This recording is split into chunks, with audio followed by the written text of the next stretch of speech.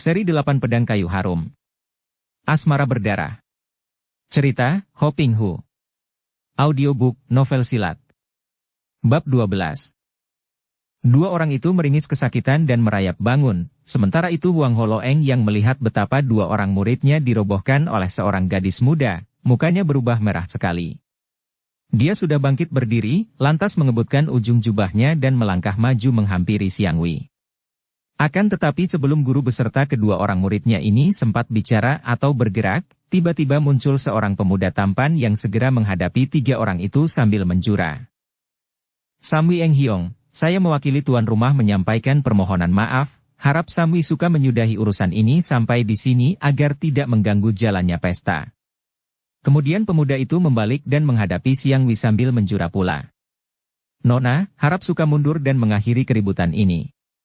Dan tanpa setahu orang, pemuda itu berkedip. Sejenak Xiang Wei terbelalak. Tentu saja dia mengenal Su Hengnya. Akan tetapi sebelum dia menegur, Hui Song telah mengedipkan mata. Xiang Wei yang cukup cerdik itu maklum bahwa Su Hengnya tidak ingin dikenal orang. Maka dia pun mengangguk dan kembali ke mejanya, menggantung kembali siang kiamnya di punggung lalu duduk tenang, bersikap seperti tidak pernah terjadi apa-apa. Tentu saja Huang Holoeng masih penasaran. Dua orang muridnya dirobohkan seorang anak perempuan di tempat pesta yang ramai. Hal ini sungguh amat menyakitkan hati dan menjatuhkan martabat serta nama besarnya, maka dia harus turun tangan membersihkan noda itu. Akan tetapi kini muncul pemuda yang mewakili tuan rumah minta agar keributan jangan dilanjutkan. Selagi kakek ini merasa serba salah, tiba-tiba terdengar seruan di luar. Paduka Jenderal Chiang telah tiba. Mendengar seruan ini, semua orang menengok keluar dan Angkau Su sendiri bersama beberapa orang penyambut bergegas lari keluar untuk menyambut datangnya tamu agung ini. Seorang jenderal adalah seorang perwira yang berpangkat tinggi, apalagi datang dari kota raja, maka tentu saja merupakan seorang tamu agung yang paling terhormat. Hui Song dan Sui Chin sudah duduk lagi dan mereka berdua memandang dengan penuh kewaspadaan. Seperti telah mereka rencanakan pada waktu keduanya pergi menghadap Jenderal Chiang, mereka berdua bersama belasan orang pengawal pilihan menyelundup ke tempat pesta dan akan berjaga-jaga kalau-kalau ada orang melakukan serangan gelap. Sementara itu, sang jenderal sendiri datang dikawal 6 orang pengawal pilihan yang dipercayanya. Agaknya belum puas dengan semua ini, Jenderal Chiang juga mengenakan lapisan baja di balik baju kebesarannya sehingga tubuhnya akan kebal terhadap serangan senjata tajam. Tibalah saat yang sudah dinanti-nantikan banyak orang ini. Tentu saja terjadi ketegangan hebat di dalam dada mereka yang memiliki kepentingan dengan kedatangan jenderal ini.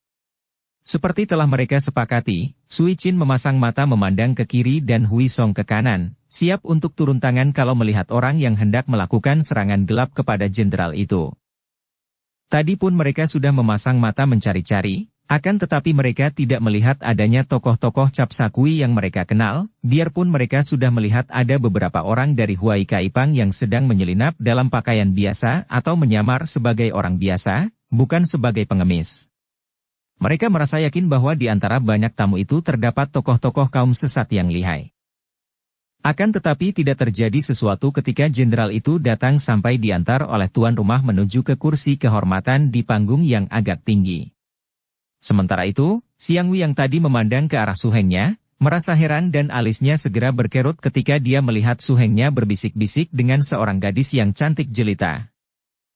Mereka berbisik-bisik demikian akrabnya dan perasaan tidak senang memenuhi hati gadis yang jatuh cinta ini.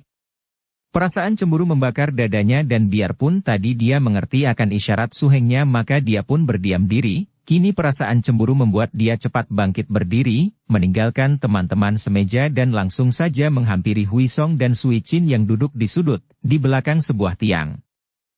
Su Heng, siapakah dia ini? Tanyanya sambil menuding ke arah muka Sui Chin dengan alis berkerut, mulut cemberut dan mata menantang. Pest, diamlah, Sumai.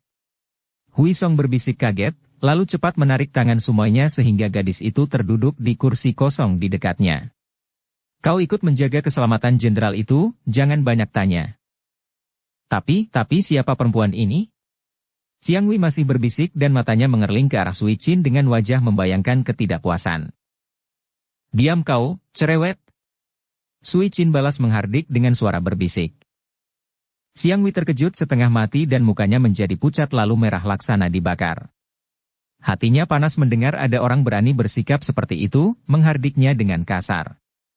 Tentu saja dia hendak membalas akan tetapi pada saat itu pula terdengar ledakan-ledakan keras dan api pun mulai berkobar. Kebakaran! Kebakaran! Para tamu menjadi panik. Semua orang bangkit berdiri, ada yang mulai lari ke sana-sini, berdesak-desakan dan keadaan menjadi semakin kacau balau setelah terjadi perkelahian di sana-sini. Sui Qin dan Hui Song sudah melompat ke tengah, mendekati Jenderal Chiang. Ternyata para pengawal sudah mulai berkelahi melawan beberapa orang di antara para tamu dan kini dari luar bermunculan tokoh-tokoh Cap Sakui. Sui Qin mengenal Koai Pian Hek Mo, Hua Hua Kui Bo, Kiu Bue Cho Ali, Kui Kok Lomo, Kui Kok Lobo dan Toti Kui. Tadi mereka ini menerjang maju bagaikan berlomba hendak membunuh Jenderal Chiang. Akan tetapi para pengawal, baik yang 6 orang maupun belasan orang lainnya yang menyamar, segera menyambut mereka. Betapapun juga, saking lihainya para penyerang, masih ada senjata rahasia menyambar hingga mengenai dada sang jenderal, akan tetapi karena pembesar itu memakai perisai di balik bajunya, senjata itu mental kembali. Sebelum para penyerang yang jumlahnya ada 20 orang itu dapat mengepung sang jenderal, Hui Song, Sui Qin dan diikuti pula oleh Xiang Wei sudah tiba di situ. Hui Song dan Sui Qin yang bertangan kosong mengamuk melindungi Jenderal Chiang yang juga sudah mencabut pedang panjangnya. Goan Sui, mari kita keluar. Hui Song berteriak sambil menggandeng tangan jenderal itu dengan tangan kirinya. Sui Qin, engkau jaga di sebelah kirinya.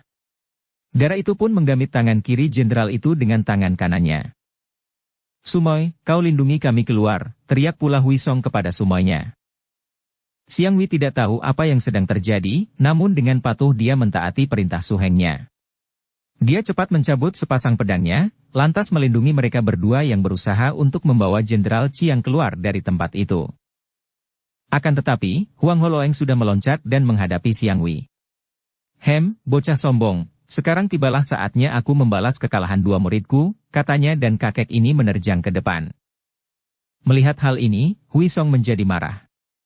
Kakek ini tidak peduli akan keributan dan hanya mengingat keperluan sendiri saja, keperluan dendam. Demikian pula Sui Qin juga marah melihat laga kakek ini.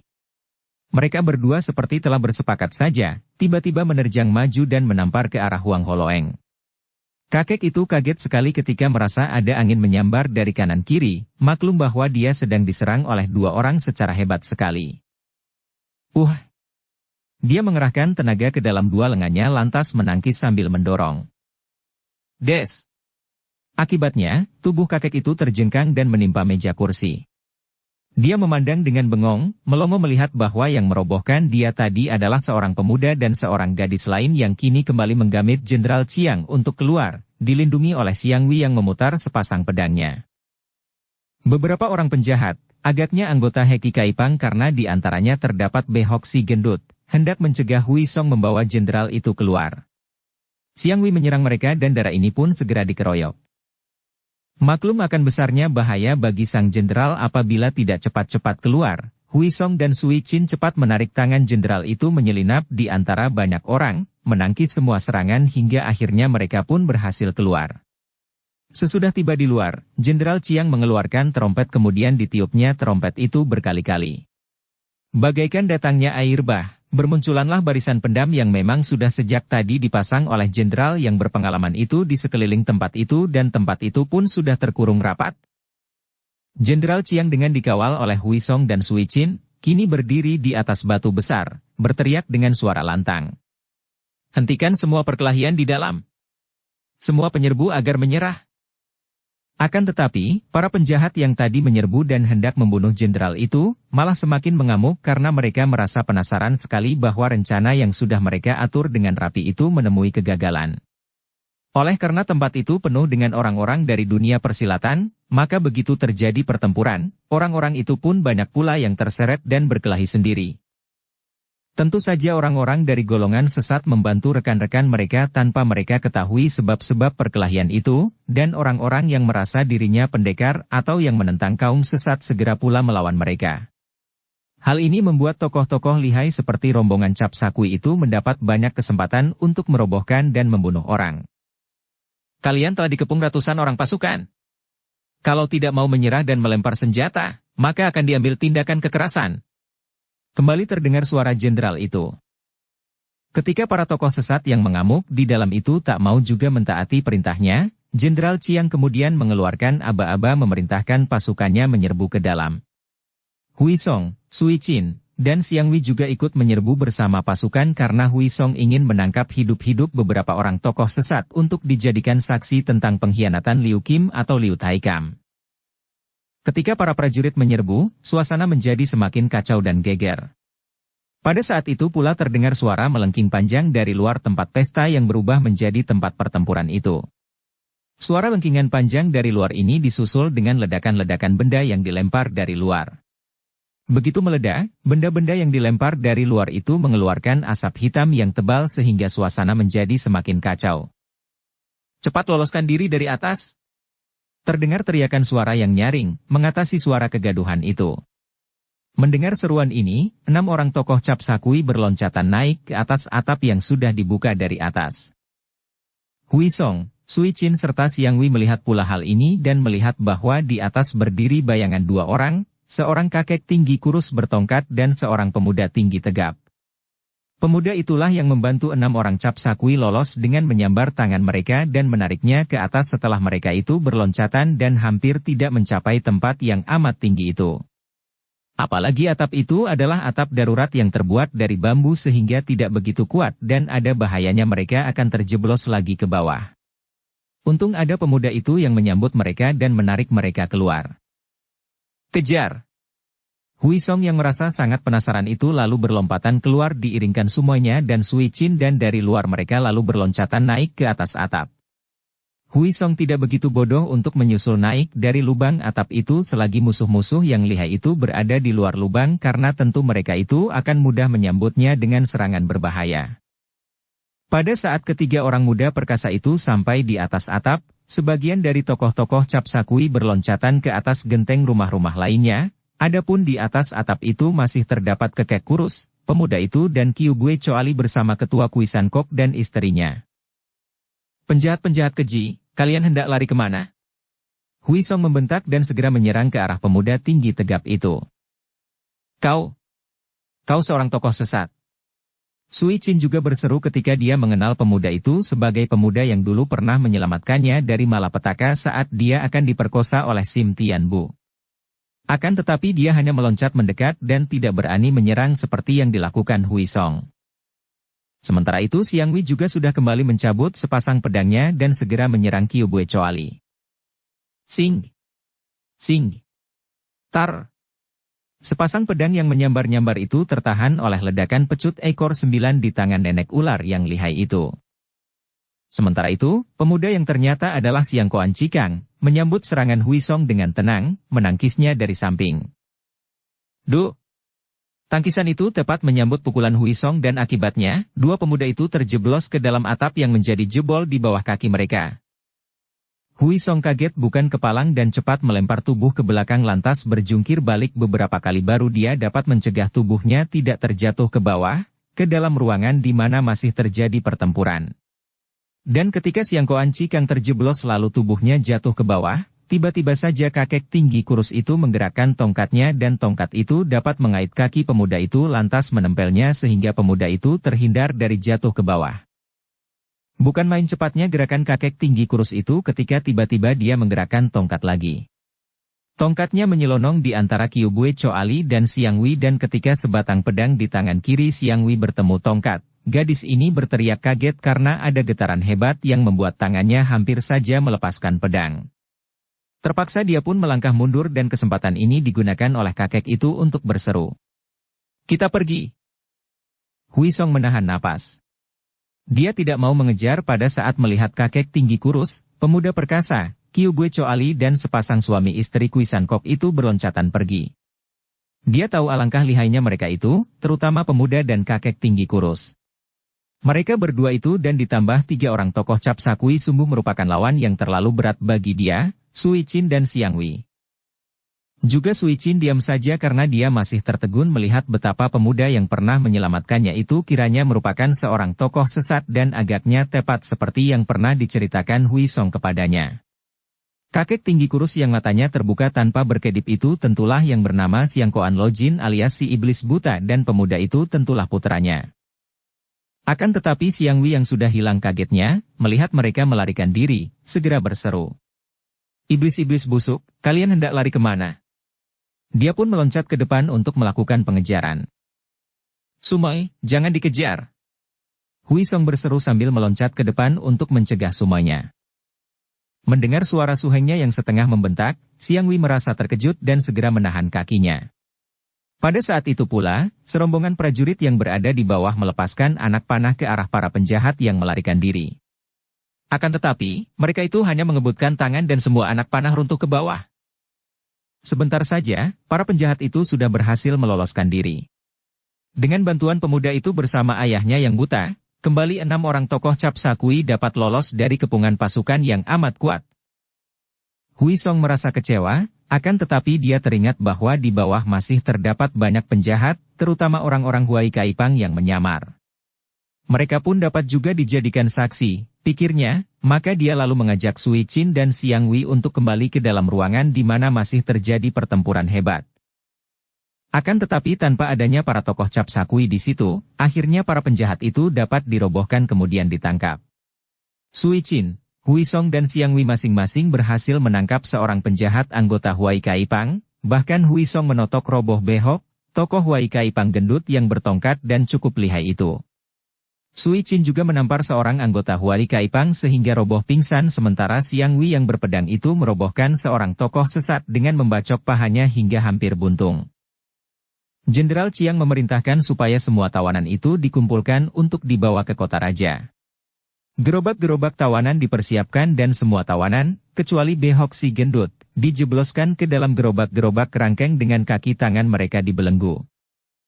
Hui Song sudah menemui Jenderal Chiang dan minta supaya tawanan yang satu ini tidak dimasukkan gerobak kerangkeng, melainkan hendak dikawalnya sendiri ke kota raja. Usul ini timbul di dalam hati Hui Song ketika membayangkan kemungkinan tokoh sesat akan berusaha membebaskan para tawanan. Padahal, para tawanan itu merupakan saksi-saksi penting sekali, terutama Behok yang tahu tentang semua persekutuan busuk di istana, seperti yang pernah dia dengar bersama Sui Chin ketika di gedung Huai Kaipang sedang diadakan pertemuan dan percakapan di antara para tokohnya, termasuk Behok itu. Sumoy, kalau engkau lebih dahulu pergi ke Chinlingsan, tolong beritahukan ayah bahwa sesudah selesai urusan di kota raja, aku akan pergi berkunjung ke Pulau Teratai Merah, baru akan pulang ke Chinlingsan. Hui Song berkata kepada semuanya. Dukung channel Novel Silat dengan subscribe, follow, like, komen dan share. Wajah yang manis itu tampak semakin keruh dan matanya mengerling ke arah Sui Chin. Ia belum tahu siapa adanya darah yang bersama suhengnya ini, akan tetapi dari pertempuran tadi ia melihat bahwa Sui Chin adalah seorang gadis yang memiliki ilmu kepandaian tinggi pula. Akan tetapi, Ia merasa sungkan dan malu untuk menyatakan keinginannya agar dapat selalu bersama suhengnya. Engkau pergilah lebih dulu dan aku akan menyelesaikan tugas kami berdua yang sudah melibatkan diri kami sejak lama. Kembali Siang Wi memandang kepada Sui Chin dengan alis berkerut. Hui Song sangat mengenal watak Sumoynya maka dia kini tahu pula betapa hati Sumoynya tidak senang karena dia melakukan perjalanan berdua dengan seorang gadis lain. Sumoy, engkau belum berkenalan. Nona ini adalah Nona Cheng Sui Chin, yaitu putri dari pendekar sadis Cheng Tianxin. Sepasang mata itu terbelalak, akan tetapi lalu menyipit kembali dan dua alisnya berkerut lebih dalam, wajahnya dibayangi kekhawatiran yang lebih besar. Kiranya darah cantik yang lihai sekali ini adalah putri pendekar yang namanya sudah amat dikenalnya itu. Sungguh merupakan saingan yang sangat kuat.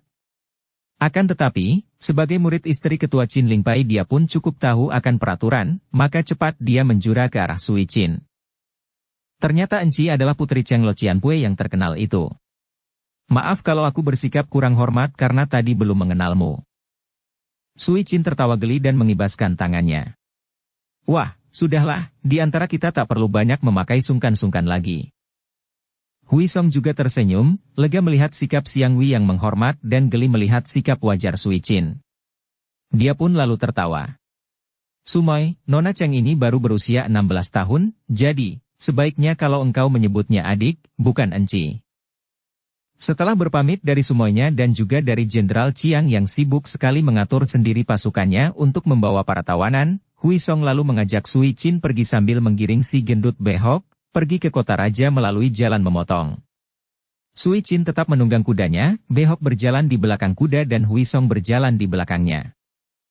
Sui Chin dan Hui Song tidak merasa khawatir kalau tawanan itu akan lari atau akan memberontak karena Hui Song sudah menotok jalan darah pada kedua pundaknya yang membuat kedua lengan si gendut itu tak dapat digerakkan lagi, hanya tergantung lumpuh di kanan kiri tubuhnya. Begitu mereka tiba di kota raja dengan selamat, Hui Song dan Sui Chin membawa tawanan itu ke markas Jenderal Chiang. Para perwira di markas itu telah mengenal Hui Song, maka mereka menyambut pemuda itu dan dengan gembira mendengarkan penuturan Hui Song tentang peristiwa pertempuran di rumah Angkau Su. Si gendut behok dimasukkan ke dalam kamar tahanan dan dijaga dengan ketat. Sesuai dengan permintaan Hui Song, si gendut yang menjadi tawanan penting ini diperlakukan dengan baik. Hui Song sendiri mengancam bahwa kalau si gendut ini tidak mau membuat pengakuan di depan kaisar nanti apabila dibutuhkan, maka dia akan disiksa. Terutama engkau akan dibiarkan kelaparan sampai 1 bulan lamanya.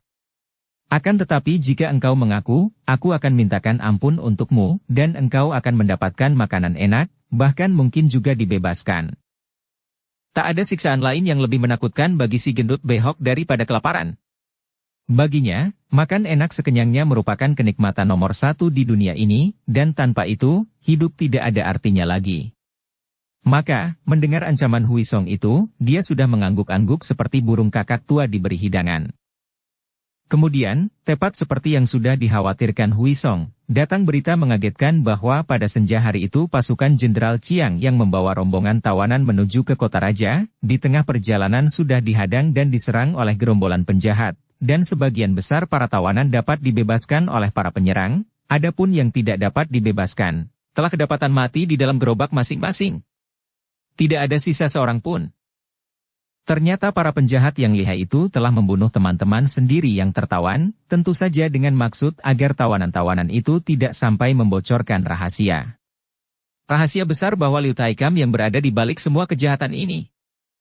Begitu memasuki benteng dengan wajah muram, Jenderal Chiang lalu menemui Hui Song dan hatinya menjadi sangat lega mendengar bahwa behok, satu-satunya tawanan yang tersisa, kini sudah aman berada di dalam kamar tahanan. Harus dijaga keras agar dia jangan sampai mendengar bahwa tidak ada tawanan lainnya kecuali dia, bahwa dialah satu-satunya saksi di depan Sri Baginda Kaisar.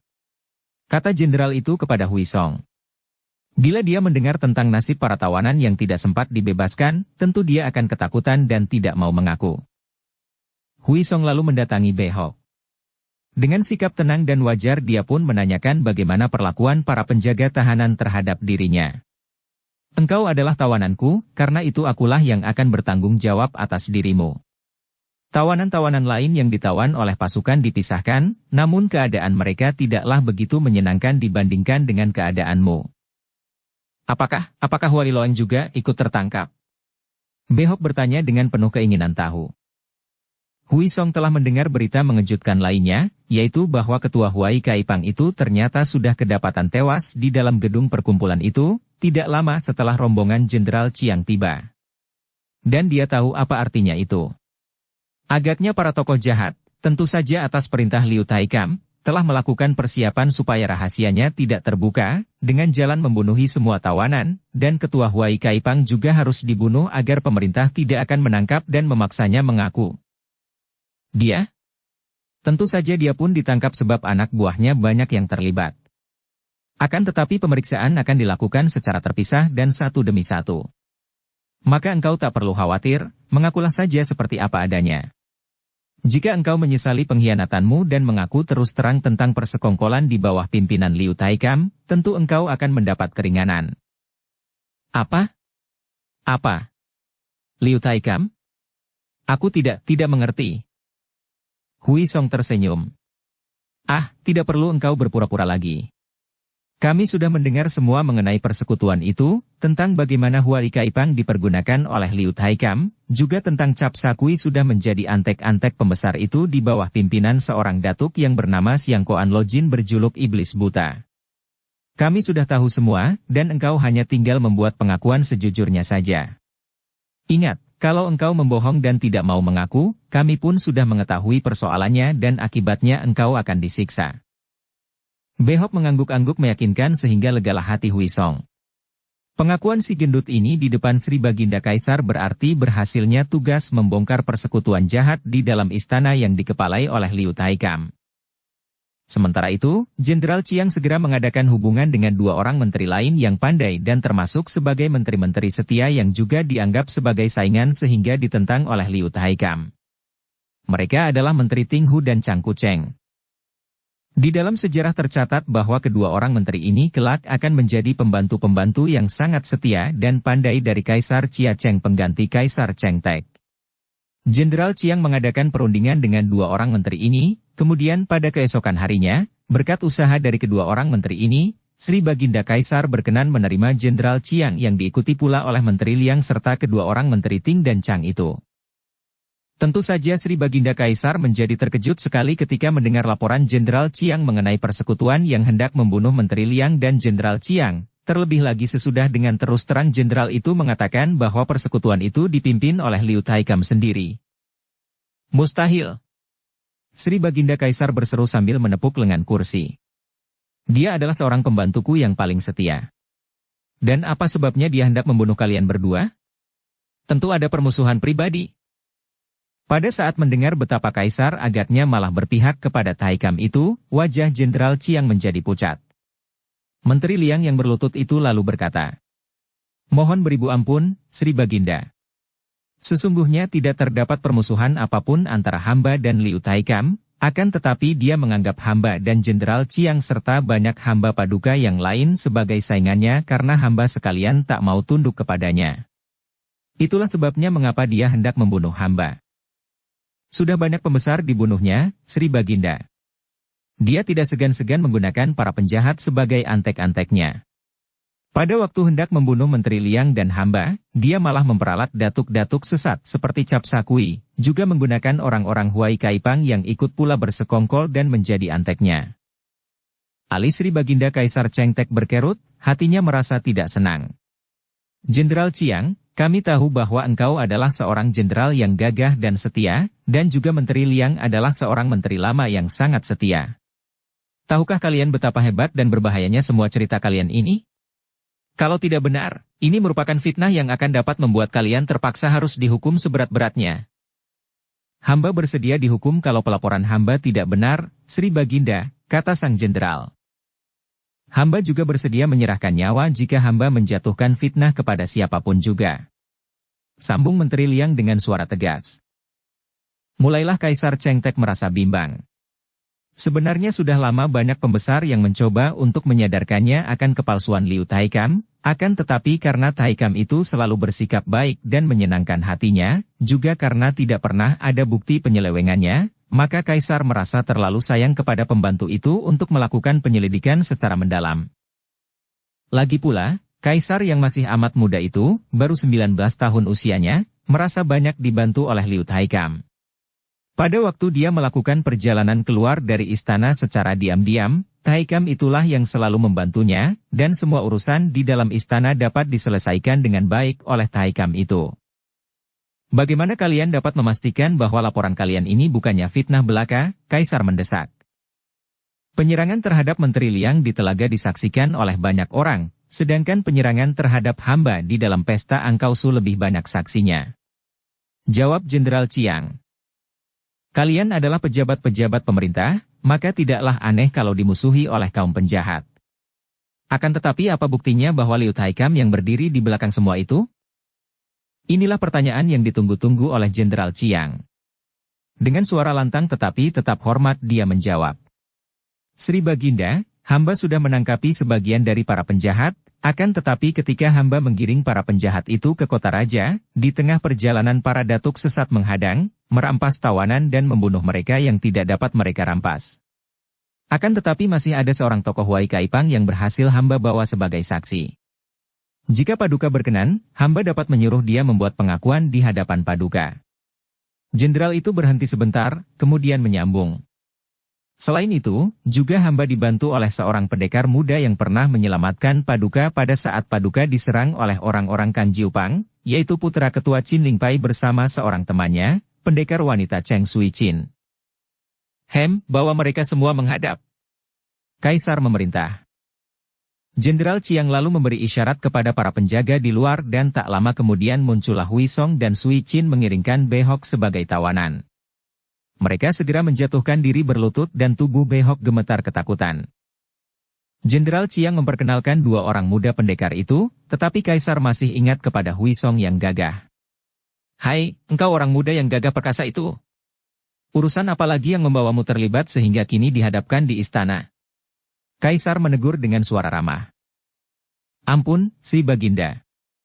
Hamba melihat ada persekutuan busuk mengancam para pembesar setia.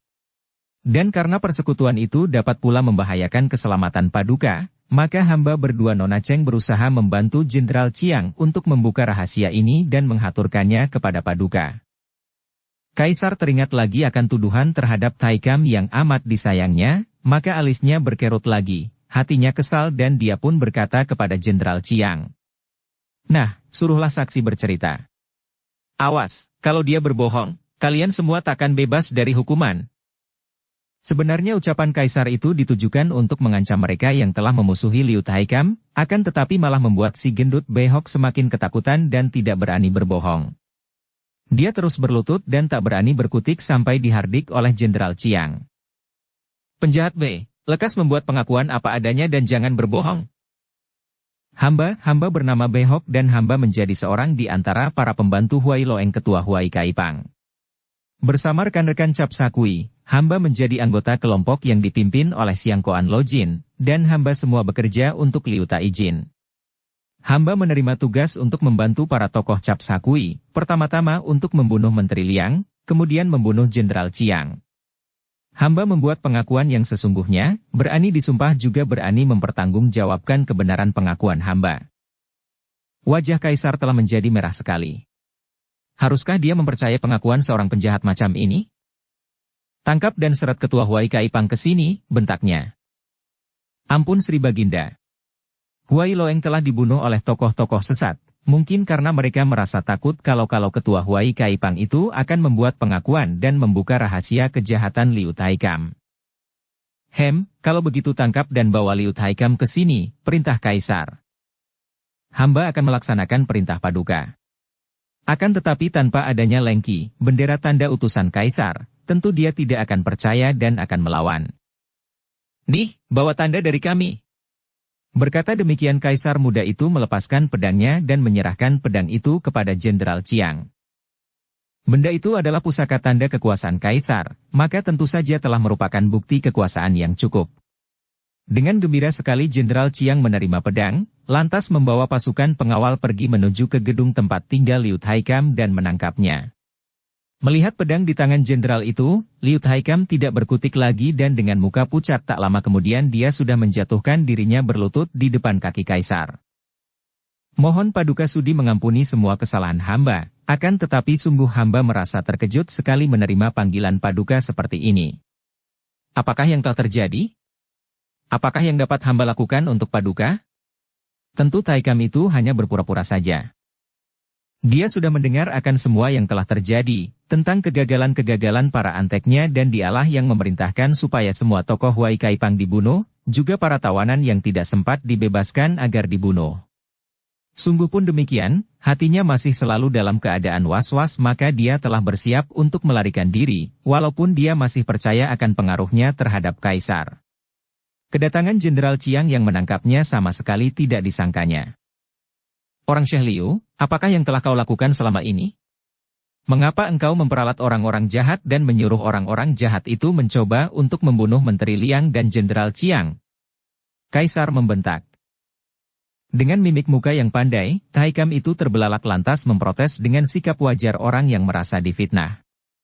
"Ampun, Sri Baginda. Hal itu sama sekali tidak benar. Hamba telah difitnah orang. Banyak sekali orang yang merasa iri dan ingin menjatuhkan hamba karena Paduka sudah melimpahkan kepercayaan yang besar kepada hamba. Ini adalah fitnah penasaran. Hamba berani bersumpah bahwa hamba selalu setia terhadap Paduka sampai mati." Setia dan memelihara penjahat-penjahat sebagai kaki tanganmu? Tidak, sama sekali tidak benar. Hamba bersumpah. Apakah persekutuan penjahat-penjahat Huai Kaipang dan Cap Sakui yang dipimpin oleh datuk bernama Siang Koan Lojin itu bukan antek-antekmu? Tidak, hamba sama sekali tidak pernah mendengar nama-nama itu, hamba bahkan tidak mengenalnya.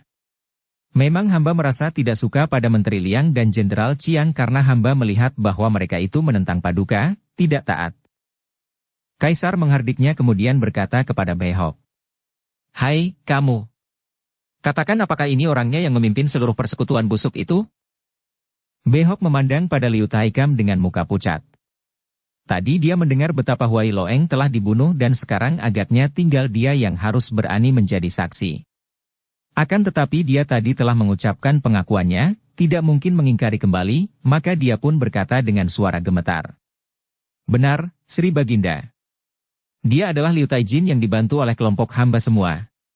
Was-was maka dia telah bersiap untuk melarikan diri, walaupun dia masih percaya akan pengaruhnya terhadap Kaisar. Kedatangan Jenderal Chiang yang menangkapnya sama sekali tidak disangkanya. Liu Taikam menengok dan begitu melihat wajah Behok, dia terkejut dan marah bukan main. Kau. Bentaknya sambil menudingkan telunjuknya. Engkau pengkhianat busuk. Berani engkau membawa-bawa namaku di sini? Akan kusuruh mencincang hancur kepalamu. Cukup. Kaisar membentak. Tangkap pengkhianat ini dan seret ke pengadilan tinggi. Para pengawal lalu maju dan menangkap Liu Taikam yang berteriak-teriak dan meronta-ronta, memaki-maki Behok, Menteri Liang, Jenderal Chiang dan akhirnya memaki-maki Kaisar pula sehingga para pengawal membungkam mulutnya dan menyeretnya keluar. Dengan wajah murung Kaisar lalu mengucapkan terima kasihnya kepada Jenderal Chiang, Menteri Liang, juga kepada Hui Song dan Sui Qin, lalu Kaisar membubarkan persidangan darurat itu. Pengadilan menjatuhkan hukuman mati kepada Liu Taikam. Saat diadakan pemeriksaan dan penggeledahan, Kaisar sendiri sampai tertegun melihat tumpukan harta hasil korupsi dan penindasan yang dilakukan bekas pembantunya yang tadinya sangat disayang serta dipercayanya itu. Harta benda yang ditumpuk oleh Liu Kim atau Liu Taikam itu sungguh amat besar jumlahnya. Menurut catatan sejarah, emas dan perak yang diperoleh sebanyak 251.583.600 tael, batu permata sebanyak lebih dari 10 kilo, 2 setel pakaian perang dari emas, 500 piring emas, 300 pasang gelang dan cincin emas, 4.000 ikat pinggang emas permata. Istananya di kota raja bahkan melebihi kemewahan istana Kaisar sendiri. Penumpukan harta yang dilakukan oleh Liu Taikam melalui korupsi dan penindasannya itu memang sungguh luar biasa. Tiada keduanya dalam sejarah. Kerakusannya dalam hal menumpuk harta sukar dicari bandingannya sehingga menjadi buah bibir rakyat sampai sepanjang sejarah. Padahal, sebelum menjadi Taikam, Liu Kim adalah seorang anak dari keluarga yang miskin dan rendah. Sesudah komplotan itu berhasil dibongkar, Kaisar Cheng Tek baru menjadi panik sehingga Kaisar ini cepat-cepat melakukan pembersihan di kalangan para pejabat tinggi. Juga dia segera memerintahkan Jenderal Chiang agar mengerahkan pasukan untuk membasmi para penjahat yang tadinya menjadi antek Liu Taikam. Huai Kaipang diserbu, semua anggotanya ditangkap dan dihukum, gedungnya dirampas pemerintah. Akan tetapi tak mudah bagi Jenderal Chiang untuk dapat mencari tokoh-tokoh Cap Sakui yang selalu bergerak laksana setan. Dengan tertangkapnya Liu Taikam dan hancurnya komplotan itu, barulah pemerintahan Kaisar Cheng Tek yang muda itu menjadi bersih dan barulah Kaisar muda itu mulai memperhatikan roda pemerintahan. Pemuda itu menangis sampai terseduh-seduh sambil berlutut. Dia mengepal tinju dan ingin dia meraung-raung, akan tetapi ditahannya sehingga dia hanya terseduh dan terisak. Pria setengah tua yang duduk bersila di depannya membuka mata memandang dan menghela napas panjang, lalu berkata dengan suara halus namun mengandung wibawa. Hentikan tangismu, hapus air matamu. Tidak pantas membiarkan perasaan dipengaruhi pikiran sehingga menimbulkan kelemahan. Tidak ada gunanya semua itu. Pemuda itu berhenti terisak dan mengusap air matanya dengan ujung lengan baju, lalu dia memandang wajah ayahnya dengan sinar mata penuh tanya dan penasaran. Pemuda itu adalah Chia Sun, sedangkan yang bersila di depannya adalah ayahnya, Chia Han Tiong. Baru saja Chia Sun pulang ke Lembah Naga sesudah melakukan perantauan ke selatan. Ketika pagi hari itu dia sampai di lembah, dia merasa heran mengapa keadaan demikian sunyinya dan mengapa pula pandangan mata para petani gunung kepadanya demikian ganjil dan penuh rasa iba. Hatinya merasa tidak enak dan dia menghampiri seorang kakek petani lalu bertanya mengapa mereka memandangnya seperti itu. "Kakek Poa, aku adalah Ciasun, apakah kakek beserta saudara sekalian sudah lupa?" "Haha, baru saja aku pergi merantau selama 1 tahun dan kalian memandangku seperti aku ini orang asing bagi kalian." Akan tetapi betapa kagetnya ketika dia melihat beberapa orang petani wanita menangis dan pergi meninggalkannya. Juga kakek itu memandang kepadanya dengan mata basah oleh air mata. "Kakek Poa, apakah yang sudah terjadi?" Dia memegang lengan kakek itu dan bertanya dengan mata terbelalak, hatinya gelisah sekali. Dan kakek itulah yang bercerita betapa orang tuanya didatangi penjahat, betapa banyak murid Pek Liong Pai tewas oleh para penjahat, juga ibunya turut tewas. Ibunya tewas di tangan orang jahat? Mendengar ibunya tewas, Ciasun tidak menunggu sampai kakek itu melanjutkan ceritanya. Dia sudah meloncat dan lari menuju ke pondok orang tuanya. Didapatkannya rumah itu sunyi dan kotor. Sesudah dia masuk, nampak ayahnya sedang duduk bersila di dalam kamar. Ayahnya nampak menjadi sangat tua dan kurus. Maka dia langsung menjatuhkan diri berlutut dan menangis sampai ayahnya menyuruhnya berhenti menangis. "Ayah, siapakah yang membunuh ibu?" Hanya itu yang dapat dikatakan setelah tangisnya dihentikannya. Ayahnya tidak menjawab, hanya memandang padanya. Sejenak ayah dan anak ini saling pandang. "Anakku, apakah maksudmu dengan pertanyaan itu? Hanya sekedar ingin tahu, apakah di baliknya tersembunyi dendam sakit hati?" Ciasun sudah mengenal watak ayahnya, bahkan sejak kecil dia bukan hanya digembleng ilmu silat dan sastra, akan tetapi juga tentang filsafat kehidupan. Akan tetapi pada waktu itu hatinya terlampau sakit dan sedih mendengar bahwa ibunya tewas oleh musuh, maka dia tidak mampu lagi mengendalikan perasaannya. "Akan tetapi, ayah, sebagai seorang anak, aku mendengar bahwa ibuku dibunuh orang. Apakah aku harus diam saja menerima nasib? Lalu menjadi anak macam apakah aku ini? Mana kebaktianku terhadap ibu kandungku, ayah?" Dengan lain kata-kata, engkau hendak menanyakan pembunuh ibumu agar dapat mencarinya lalu membalas dendam, membunuhnya untuk membalas sakit hatimu. Bukankah hal itu sudah wajar saja, ayah? Sebagai anak ibu, apabila aku tidak mencari pembunuhnya kemudian membalaskan sakit hatinya, apakah ibu tak akan menjadi setan penasaran? "Ciasun!" Ayahnya membentak dan di dalam suara pendekar ini terkandung wibawa yang kuat. Nadanya bukan kemarahan, namun memperingatkan dan tegas sekali. "Dengarlah baik-baik, buang dulu semua nafsu yang memenuhi batinmu. Ciasun, bukalah mata dan lihatlah. Apakah engkau mengira bahwa ibumu yang sudah meninggal dunia itu sekarang menjadi setan penasaran yang haus darah, yang akan menyeringai kegirangan melihat anak kandungnya menjadi pembunuh? Serendah itukah engkau menilai ibumu?" Tentu saja Ciasun terkejut sekali dan dia mengangkat muka memandang wajah ayahnya dengan mata terbelalak. "Tidak. Tentu saja tidak. Bukan begitu maksudku, ayah. Kalau bukan begitu maksudmu, maka jangan membawa-bawa nama ibumu jika engkau berniat membunuh orang. Apa yang hendak kau lakukan itu tidak ada sangkut pautnya dengan ibumu, akan tetapi keluar dari gejolak batinmu yang diracuni dendam kebencian. Engkau hanya akan menodai dan mengotorkan jiwa ibumu kalau engkau menyeret ibumu ke dalam alam pikiranmu yang penuh dendam kebencian itu." Getaran dalam suara ayahnya meredakan kemarahan yang tadi berkobar di dalam batin Ciasun. Sejenak dia termenung, diam-diam mengakui bahwa memang kemarahannya itu timbul akibat ia merasa kehilangan ibunya yang tercinta, jadi dialah yang sakit hati, dialah yang mendendam karena orang merenggutkan sesuatu yang mendatangkan rasa senang di hatinya. "Baiklah, ayah. Akan kucoba untuk mengerti apa yang ayah maksudkan tadi. Akan tetapi apakah yang telah terjadi? Apakah kesalahan ibu maka dia sampai dibunuh orang?" Chia Han Tiong lalu menarik napas panjang. Dendam-dendam balas-membalas, baik membalas budi maupun membalas sakit hati, dendam dan kebencian telah mengotorkan batin manusia dan membuat dunia menjadi sekeruh ini. Mereka datang karena dendam terhadap keluarga kita, dendam kepada kakekmu dan kamilah yang menerima akibatnya. Mereka datang menyebar maut karena dendam, lalu ibumu serta belasan orang muridku menjadi korban. Nah, Bagaimana pendapatmu mengenai mereka itu, anakku? Bukankah mereka itu merupakan orang-orang tersesat yang mabok dendam kebencian yang hanya ingin memuaskan nafsu kebencian di hati mereka saja dengan melakukan pembunuhan terhadap orang-orang yang sama sekali tidak mereka kenal? Chia Sun mengepal tinju dan mengangguk. Mereka itu orang-orang jahat, jawabnya. Bagus, kata ayahnya. Dan sekarang engkau pun ingin menjadi seperti mereka, hendak mencari orang-orang yang tak kau kenal untuk kau bunuh hanya untuk memuaskan nafsu kebencianmu? Chia Sun terkejut, tak menyangka bahwa ke situ maksud ayahnya. Tapi, ibu telah mereka bunuh, juga para suheng. Rasa penasaran dalam pemikiran seperti itulah yang menimbulkan dendam-mendendam dan bunuh-membunuh, lalu menciptakan lingkaran setan dari mata rantai karma. Apakah engkau menghendaki dirimu terikat oleh rantai itu, sampai ke cucumu, terbelenggu rantai karma, terus-menerus dicekam dendam balas-membalas tiada akhirnya? Mata rantai itu sekarang berada di tanganmu, mau kau patahkan ataukah mau kau sambung, terserah kepadamu.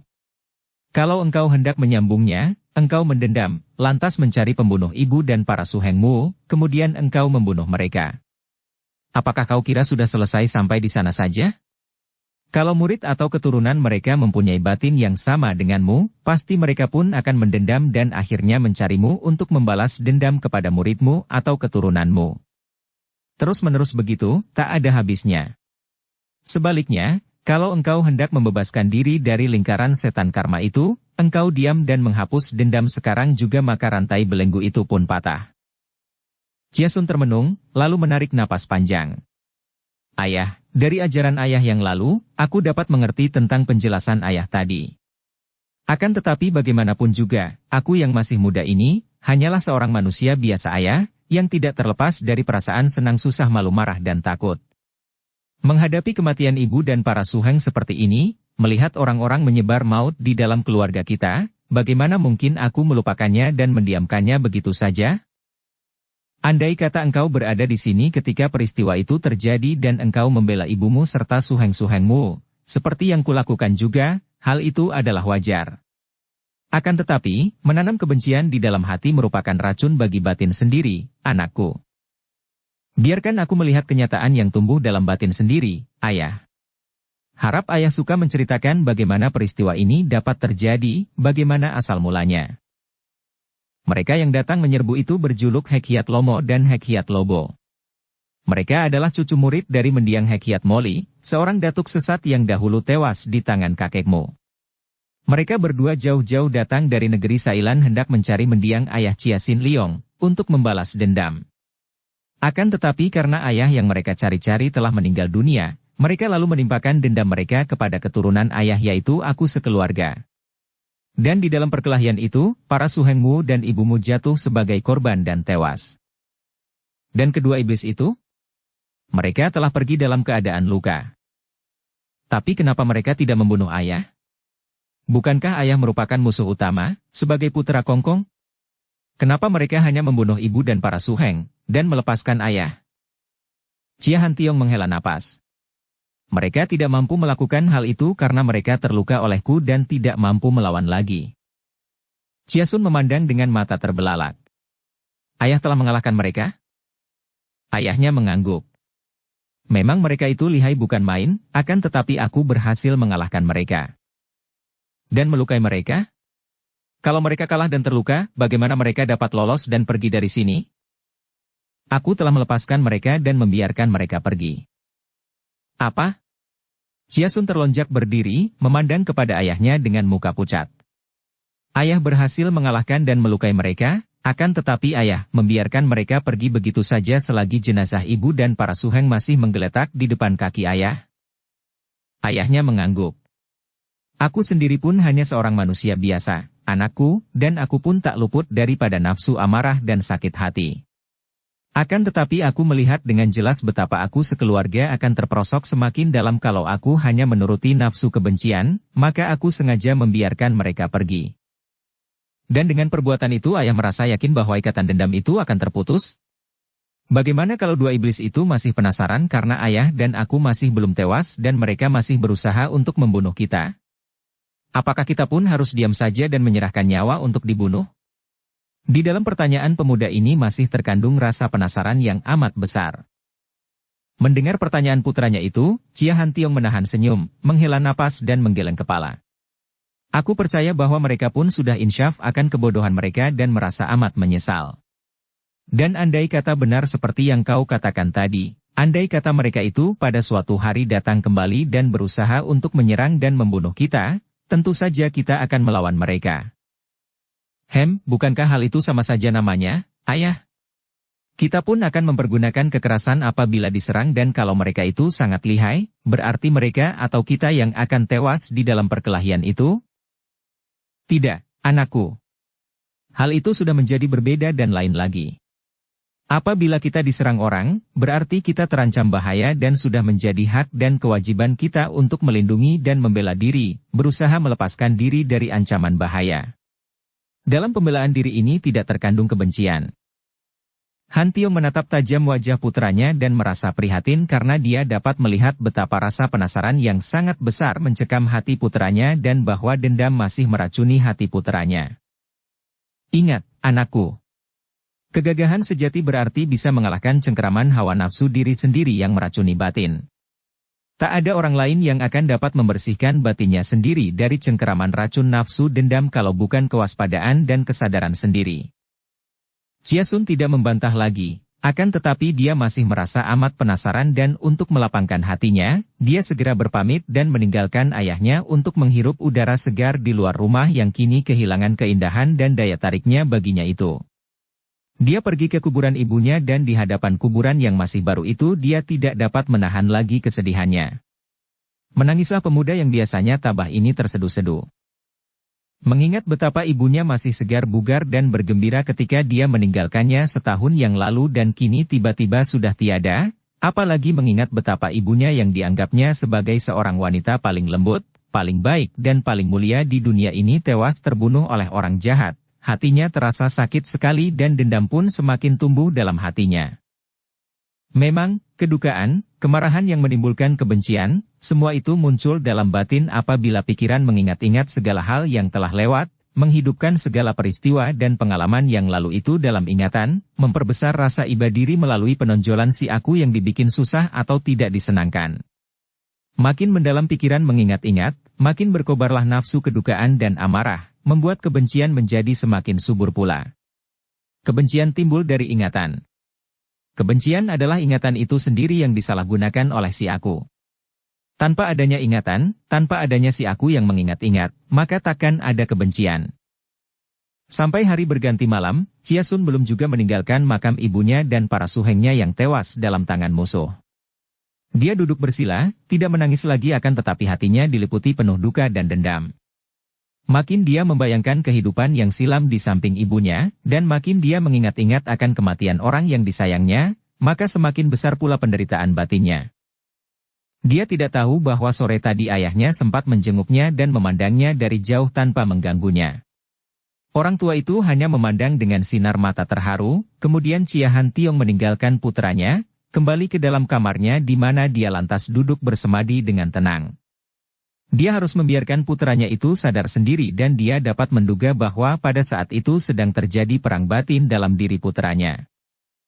Malam itu langit tak berbintang, akan tetapi bulan purnama menerangi permukaan bumi dengan cahayanya yang lembut.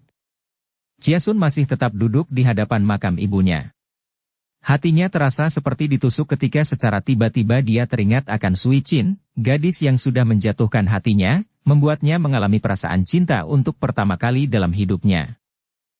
Ketika dia melakukan perjalanan pulang, sudah terkandung rencana dalam hatinya bahwa ibunya akan merupakan orang pertama yang akan diberitahu tentang rahasia hatinya itu. Dia hendak menceritakan tentang Sui Chin kepada ibunya dan meminta nasihat ibunya, bahkan mengharapkan ibunya akan dapat mengatur dan menyampaikan kepada ayahnya tentang hasrat hatinya terhadap putri pendekar sadis. Dia percaya bahwa ayah ibunya akan merasa girang dan akan menyetujui kalau dia minta dilamarkan Sui Chin. Bukankah di antara ayahnya dan pendekar sadis terdapat pertalian batin yang amat erat? Teringat akan semua itu, hatinya menjadi hancur.